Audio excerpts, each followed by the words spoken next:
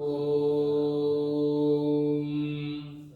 नमः परमहंसा स्वादिति चरणकमलचिन्मकरन्दाय भक्तजनमानसनिवासाय श्रीरामचन्द्राय शङ्करं शङ्कराचार्यं केशवं बादरायणं सूत्रभाष्यकृतौ वन्दे भगवन्तौ पुनः पुनः। ॐ वन्दे विदेहतनया पदपुण्डरीकं कैशोरशौरभशमाधितयोगिचित्तं हन्तुं त्रितापमनिशं मुनिहंससेव्यं सन्मानशालिपरपीतपरागपुञ्जं नमः गुरुभ्यो गुरुपादुकाभ्यो नमः परेभ्यः पदिपादुकाभ्यः आचार्यसिद्धेश्वरपादुकाभ्यो नमोऽस्तु सीतापतिपादुकाभ्यः। श्रीसीतानाथसमारम्भां श्रीरामानन्दार्यमध्यमाम् अस्मदाचार्यपर्यन्तां वन्दे श्रीगुरुपरम्परां। भक्तिभक्त भगवंत गुरुचतुर्नाम वपुएक इनके पदबंदन किए नाशत विघ्न अनेक। बोले सीतारामचंद्र भगवान की। परम मंगलमय परमात्मा परब्रह्म अकारण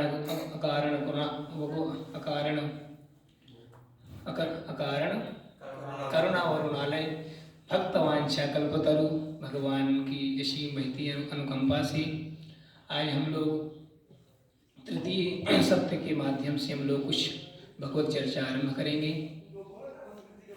और इस समय विराजमान हमारे गुरुदेव भगवान, उनके चरणों में प्रणाम। और सभी और जो हमारे धर्म प्रशिक्षु हैं उनको भी सभी को श्री सीताराम। और जो हमारे पूज्य महाराज जी स्त्री हैं उनको भी प्रणाम। और आज हम लोग कुछ भगवत चर्चा आरंभ करते हैं। राजा परीक्षित के दो प्रश्न थे वो सुखदेव जी से कि भगवान सुखदेव जी, मानव मात्र का कल्याण हो, सबका श्रेय हो, ऐसा कोई रास्ता बताइए जिसके मृत्यु नजदीक हो, उसका कल्याण कैसे हो और क्या करें यह भी बताइए।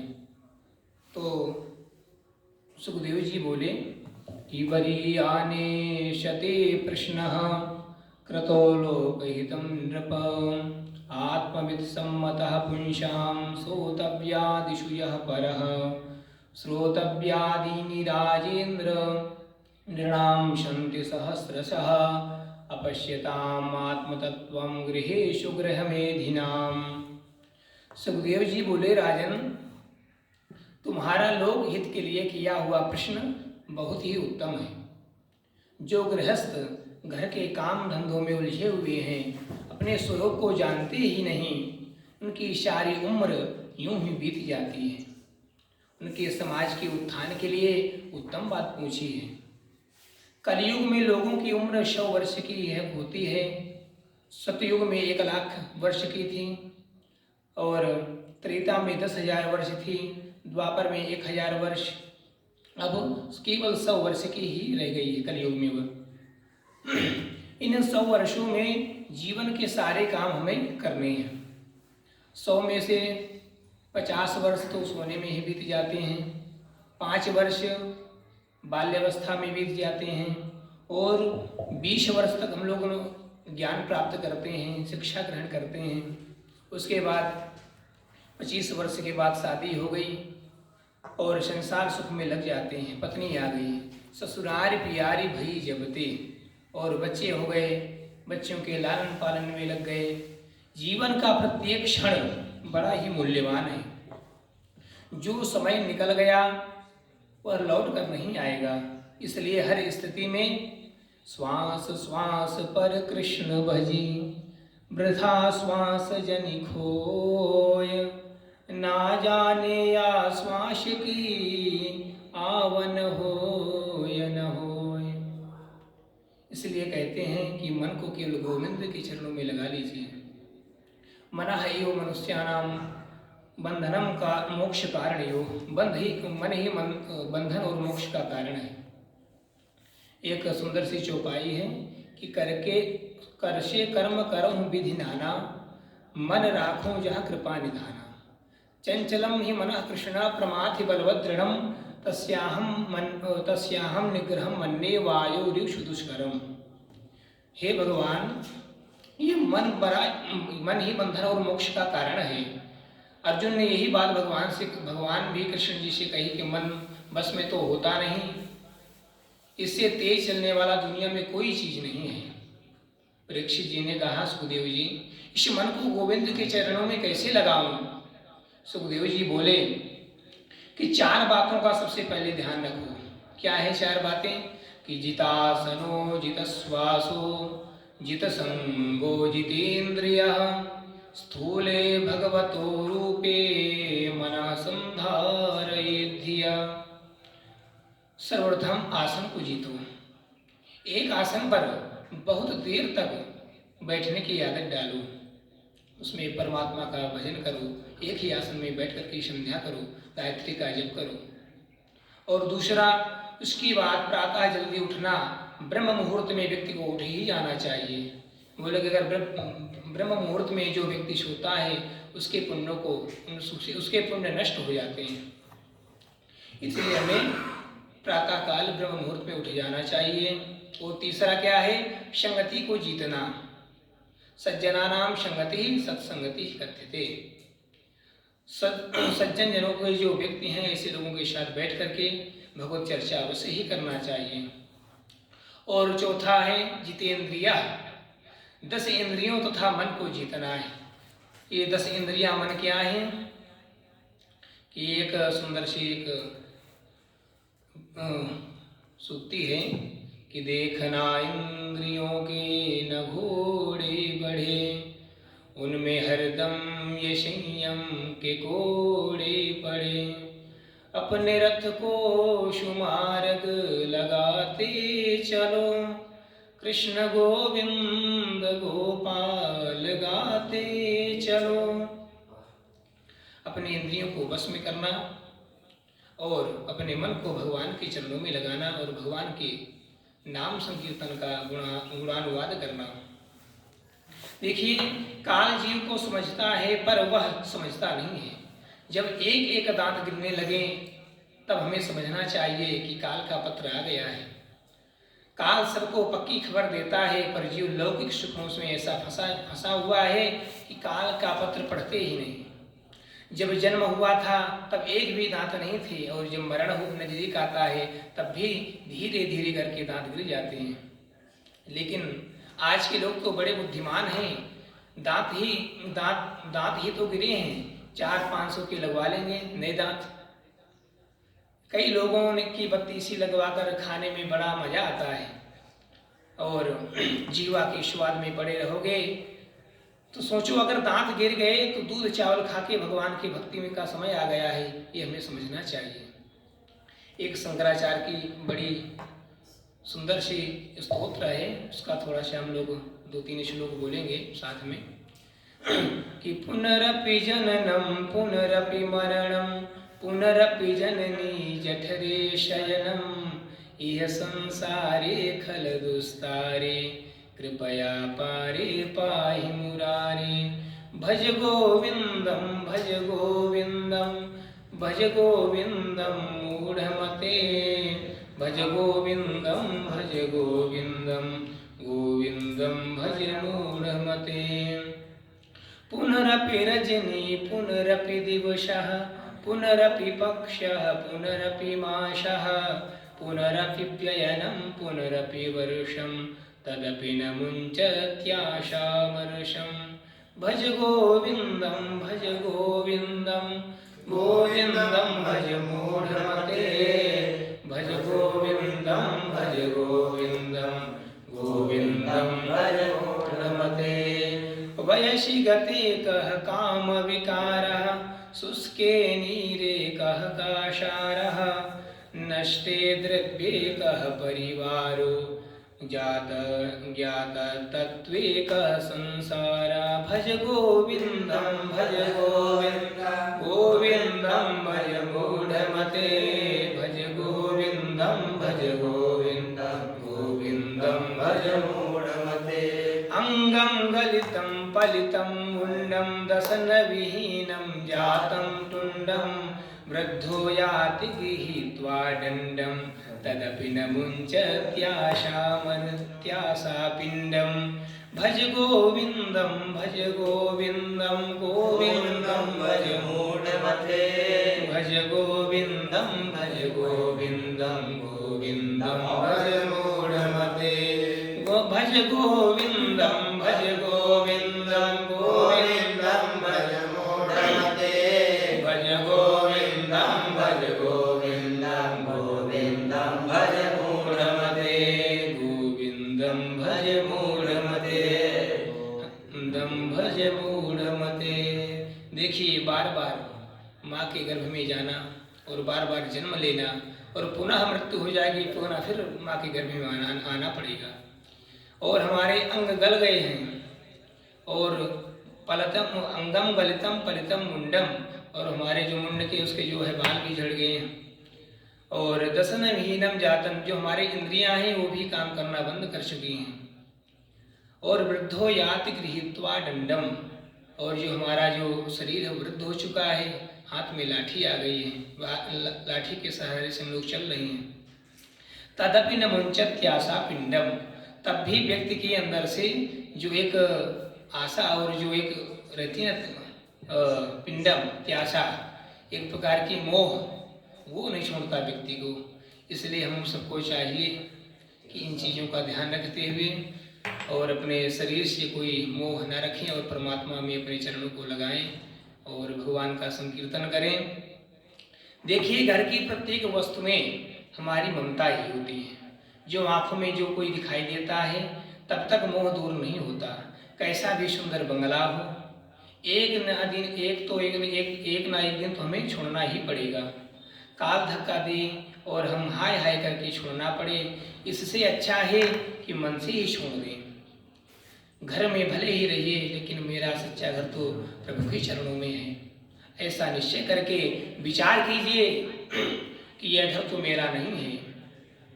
जब आपके माता पिता का विवाह नहीं हुआ था तब क्या आप इसमें रहते थे? तब आप तो जीवात्मा का घर तो ईश्वर के चरणों में है, मुझे परमात्मा के चरणों में जाना है, ऐसा निश्चय कीजिए। संसार में संयोग और वियोग अनित्य है। जीवात्मा का ईश्वर के साथ संयोग नित्य संयोग है।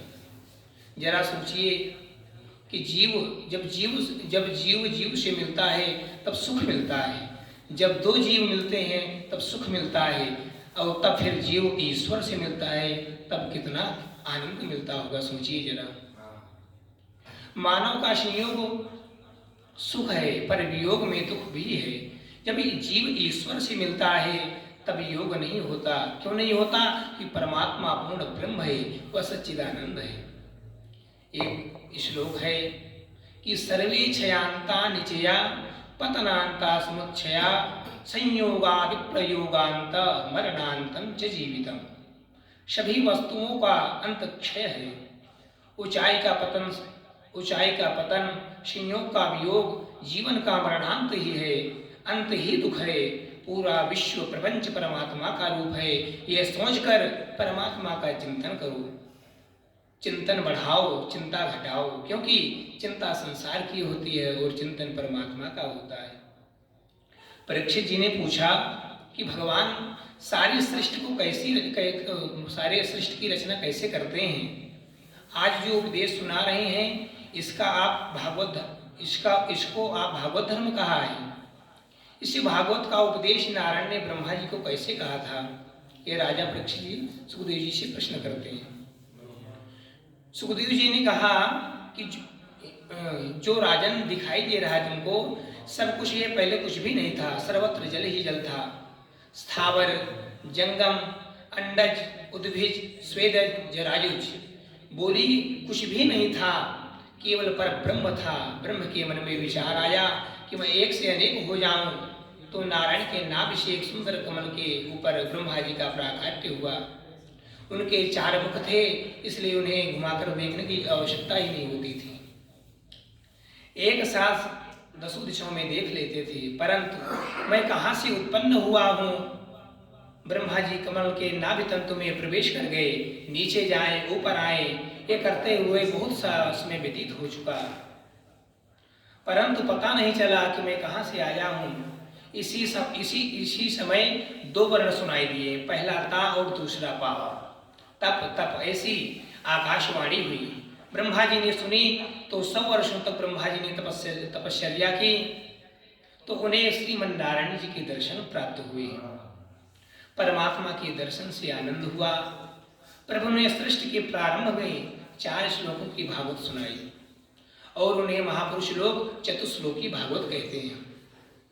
चतुश्लोकी का आइए हम लोग श्रवण करते हैं कि अहमेवा शमेवाग्रे नान्यद्य सदशत् परं पश्चादहं यदि तच्च यो वशिष्येत सोऽस्म्यहम् ऋतीर्थं यत् प्रतीयेत न प्रतीयेत चात्मनि तद्विद्यादात्मनो मायां यथा भासो यथा तमः यथा महान्ति भूतानि भूतेषु चावचेष्वनो प्रविष्टान् प्रविष्टानि तथा तेषु न तेष्वहम् एतावदेव जिज्ञासं तत्त्वजिज्ञासुनात्मनः अन्वयव्यतिरेकाभ्यां यत्स्यात् सर्वत्र सर्वदा।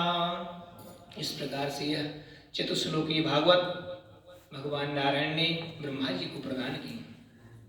इसका अर्थ है कि यह जगत ना था तब भी मैं था, और यह जगत दिख रहा है तब भी मैं सभी में चैतन्य रूप में दिख रहा हूँ। अर्थात सृष्टि के पहले मैं था, सृष्टि जब नहीं थी तब भी मैं था, सृष्टि के बाद जो बिगड़ता है, जो भी बचता है, और जो वो भी मैं ही हूँ। इस प्रकार दुनिया के सबसे पहले नारायण थे, दुनिया बनने के बाद भी नारायण है, और बिगड़ते समय जो भी बचता है वह भी नारायणमय हो जाता है। संसार में जो भी कुछ दिख रहा है और वो उसके बाद जो नहीं दिखाई देता, जो होने वाले पर भी नहीं दिखाई देता, वह मेरी माया समझो। यथा महान्ति भूतानि भूतेषु चावचेष्वनो प्रविष्टान् प्रविष्टानि तथा तेषु न तेष्वहम्। ये दुनिया 5 तत्वों से बनती है। क्षिति जल पावक गगन शमीरा पंच रचित अति अधम शरीरा। मनुष्य के भी 5 तत्वों से बनता है, मनुष्य 5 तत्वों से बनता है, और ये 5 तत्व हमारे बाहर भीतर भी हैं। ऐसे ही मैं दुनिया में रहकर भी दुनिया से अलग हूँ, और अलग हो रहकर भी सारी दुनिया में व्याप्त हूँ। आत्मा के तत्वों को समझने वाले जिज्ञासुओं को यही समझ लेना पर्याप्त है कि अनेक रूप से जो सर्वत्र विद्यमान है वही दिव्य आत्मा है। ज्ञान अब हुआ नहीं कह सकते, अज्ञान कब से है नहीं कह सकते। अज्ञान का अंत ज्ञान से आता है, ईश्वर ज्ञान का तथा माया ज्ञान का प्रतीक है, माया का अंत आता है। जीव जब ईश्वर के सम्मुख रहता है तो उसे माया नहीं दिखाई देती, माया नाचती है नर्तकी। माया के त्रास से मुक्त होना है तो नर्तकी शब्द का उल्टा कीजिए तो कीर्तन बन जाता है। तो आइए, समय हो ही चुका है तो हम लोग कीर्तन कर लेते हैं। तो बड़ी श्रद्धा और विश्वास के साथ भगवान का नाम संकीर्तन करते हैं और इसी के साथ अपनी वाणी को विराम करते हैं।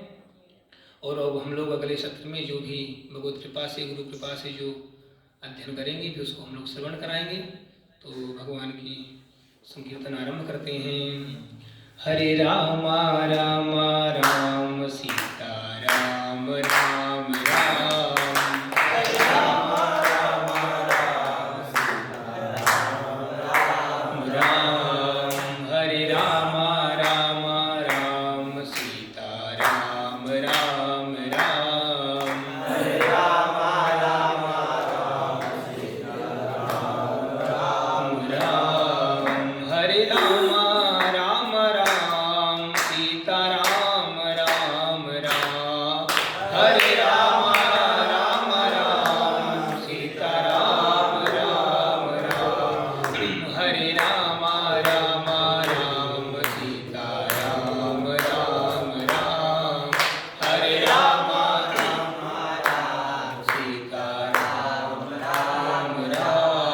सीताराम राम राम राजा राम राम राम सीताराम राम राम राजा राम राम राम सीताराम राम राम राजा राम राम राम सीताराम राम राम राजा राम राम राम सीताराम राम राम राजा राम राम राम सीताराम राम राम राजा राम राम राम सीताराम राम राम राजा राम राम राम सीताराम राम राम राजा राम राम राम सीताराम राम राम सीताराम राम राम सीताराम राम राम सीताराम राम राम राजा राम राम राम राजा राम राम राम राजा राम राम राम राम राम राम हरे राम राम राम सीताराम राम राम हरे राम राम राम सीताराम राम राम हरे राम राम राम सीताराम राम राम हरे राम राम राम सीताराम राम राम सीताराम राम राम सीताराम राम राम बोले सीतारामचंद्र भगवान की उमापति महादेव की